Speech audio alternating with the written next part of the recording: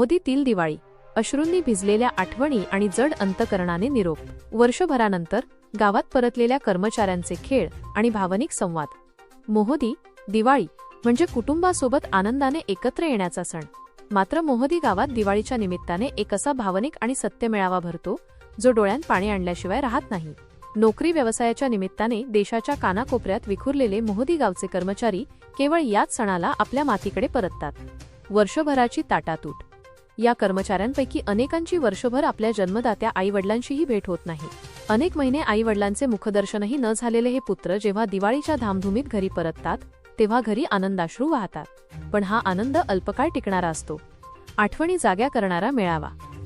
वर्षभरानंतर एकत्र आलेल्या या कर्मचाऱ्यांनी गावात एकत्र येऊन स्नेह मेळावा साजरा केला।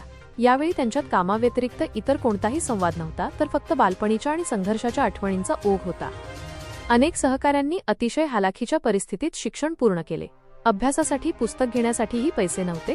अशा खडतर दिवसांतून मार्ग काढत त्यांनी संघर्षमय जीवन जगून आज शासकीय किंवा मोठ्या नोकरीत आपले स्थान मिळवले आहे।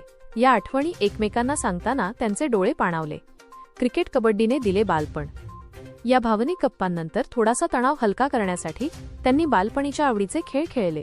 मैदानात क्रिकेट आणि कबड्डीचे सामने रंगले। काही क्षणांसाठी का होईना ते मोठे अधिकारी किंवा जबाबदार कर्मचारी नव्हते, तर आपल्या गल्लीतील तीच मुले बनले होते। बालपणीचा तो हरवलेला आनंद त्यांनी काही तासांसाठी पुन्हा अनुभवला।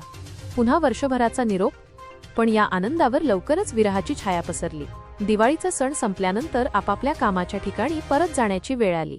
आता पुन्हा वर्षभर ही भेट होणार नाही या विचाराने वातावरण स्तब्ध झाले। एकमेकांना मिठी मारताना पुढील दिवाळीपर्यंत काळजी घे म्हणताना प्रत्येक कर्मचाऱ्याचे आणि उपस्थित ग्रामस्थांचे डोळे पाणावले। ही केवळ कर्मचाऱ्यांची कथा नाही, तर चांगल्या भविष्यासाठी आपल्या कुटुंबापासून दूर राहणाऱ्या प्रत्येक संघर्षमय व्यक्तीच्या मनातील सत्य वेदना आहे, जी मोहदीतील या मेळाव्यात दरवर्षी प्रकट होते।